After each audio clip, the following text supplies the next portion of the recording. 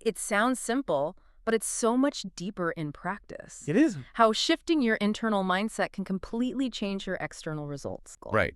And if you've spent years chasing things, the job title, the money, waiting to feel confident before you take the leap, this is for you. Our mission today is to get past the fluff, the simple positive thinking stuff, Right.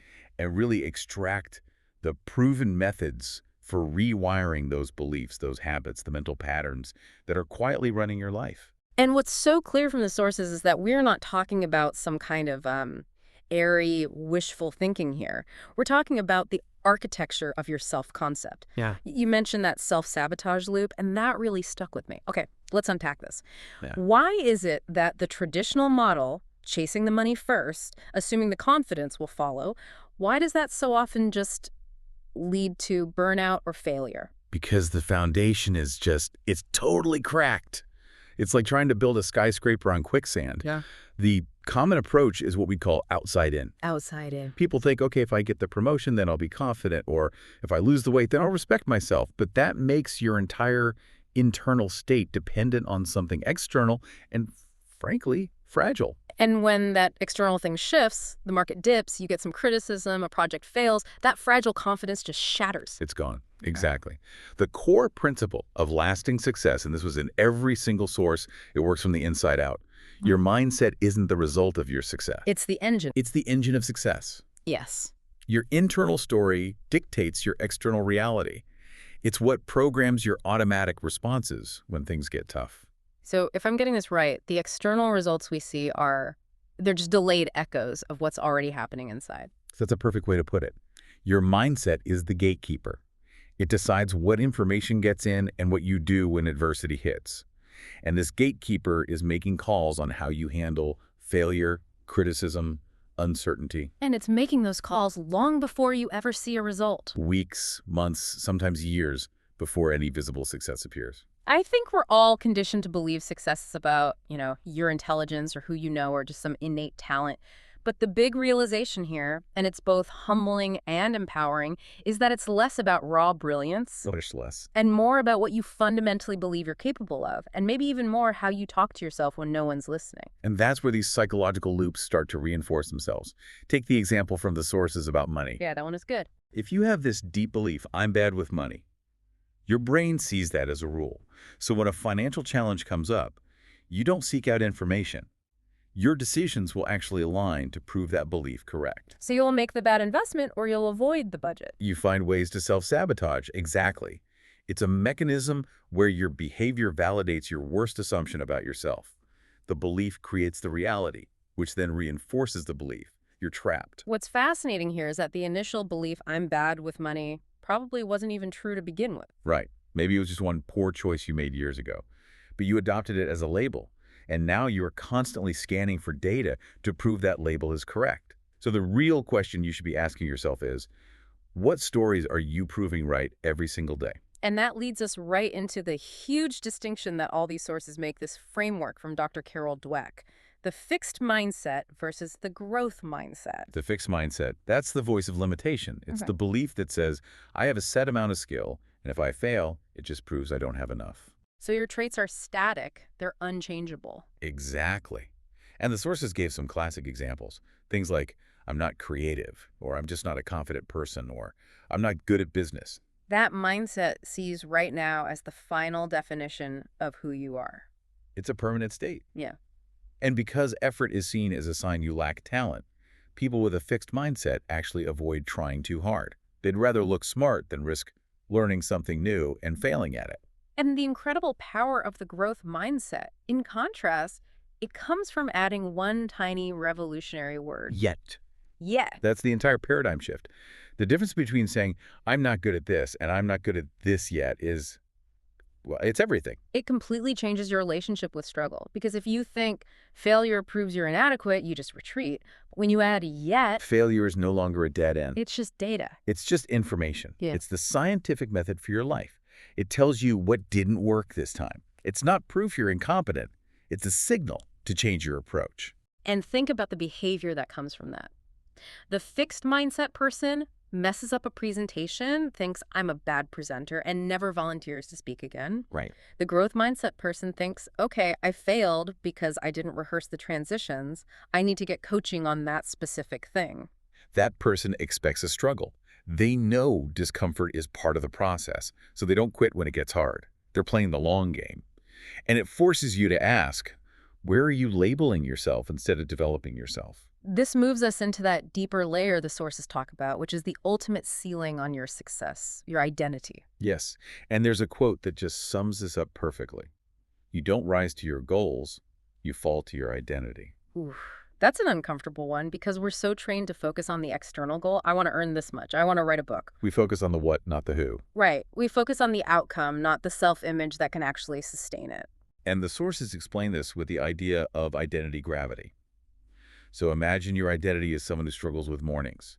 You might get a flash of motivation, for a marathon or something, and get up early for a week. But you'll eventually fall back. You will inevitably fall back to hitting snooze. Yeah. Because that's the gravity of your identity. You're just returning to what's normal for your system. So the motivation takes a ton of willpower, but the self-image, that's automatic. It's on autopilot.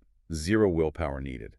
But if you shift your identity to being someone who is disciplined or someone who finishes what they start, your behavior just aligns. The alarm goes off, there's no debate, you just act like the person you believe you are. But I wonder, how do the sources talk about making that shift? Because a lot of people have identities that were built to protect them. Yeah. Being cautious might have come from a past trauma. How do you let go of an old identity that feels safe? That is a critical point. And that protective instinct is exactly why willpower alone isn't enough. You can't force a new life with an old self-image.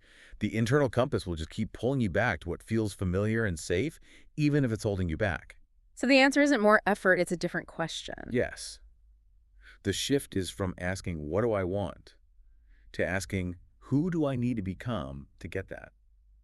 If you want a thriving business, you stop asking, how do I get customers? And you start asking, what does a successful CEO do every day? And then you start doing those things. You adopt the habits, the self-talk, the decision-making, even if you don't feel like a CEO yet. Powerful. Okay, let's talk about the biggest barrier to becoming that person, fear of failure. It holds people back more than anything else. Absolutely. The general population sees failure as definitive proof they aren't good enough. It confirms that fixed mindset story. It's an endpoint. Whereas successful people, the ones studied in these sources, see failure as proof that they're actually in the game, that they're trying.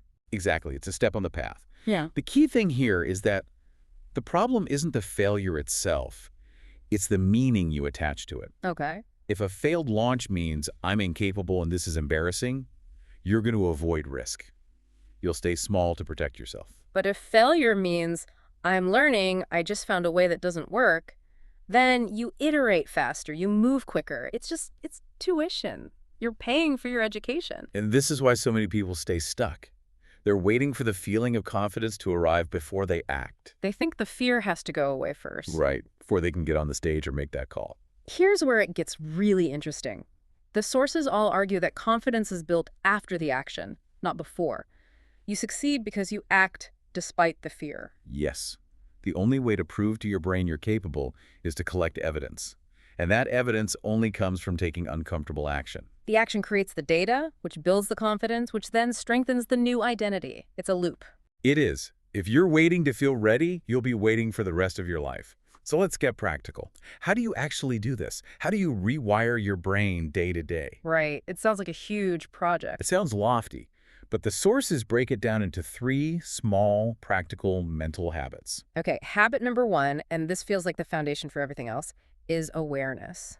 Just catching that limiting thought before you accept it as truth. You have to create a pause between the thought and your reaction. The step is simple. You just ask, is this a fact or is it just a feeling? So if you think, I can't speak up in this meeting, you pause. You pause and you realize it's a feeling of anxiety, not a proven fact about your intelligence. That gives you control.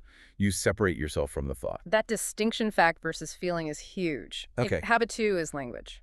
Shifting from victim mode to ownership mode. We do this all the time without realizing it. We say, I have to go to work or I have to file my taxes.